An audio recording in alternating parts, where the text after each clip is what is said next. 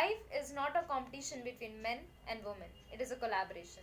Said by David Alejandro Fernand. Hi everyone, my name is Kansha Sharma. Today I am going to present my speech on the topic Is feminism a reality in rural India? Feminism is still just a word in some areas. As you go to the rural areas of a country away from metros and cities, you will realize the problem is still so deep rooted and we are just scratching the surface. Feminism has entered the urban consciousness, but rural India is at least a generation away. In our country, family is sacrosanct, which by default is patriarchal in nature.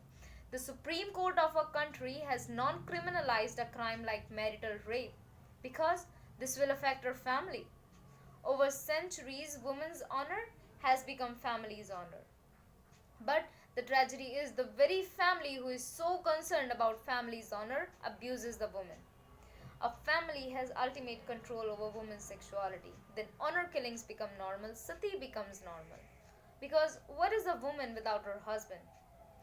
A woman in village has to first look after her family, feed her husband, her children, her in-laws, wash their clothes, do their dishes, fetch water and many more. A woman in village sometimes becomes sarpanch of the village thanks to reservation, and her husband or son roams around calling themselves sarpanch and everyone gladly addresses him so.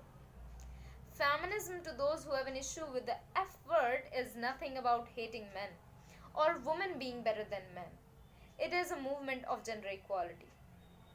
Many people think that rural women have their idea of equality in their head because of Western culture.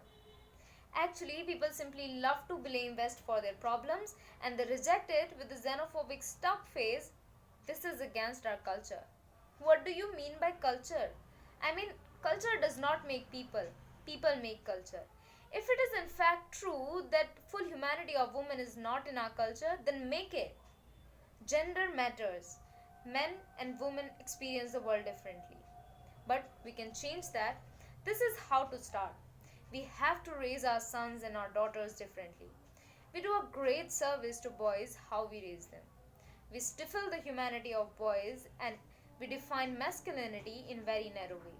And we do a greater service to girls because we raise them to cater the fragile ego of men.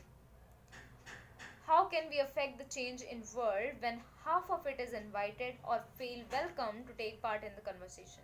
Men, I would like to take this opportunity and extend your formal invitation. Men don't have the benefit of equality either. We do not often talk about men being imprisoned by gender stereotypes, but I can see they are. But when they are free, things will change for women as well.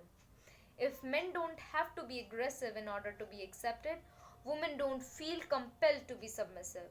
If men don't have to control, women don't have to be controlled. At last, I just want to request to all the parents and want to address one thing here.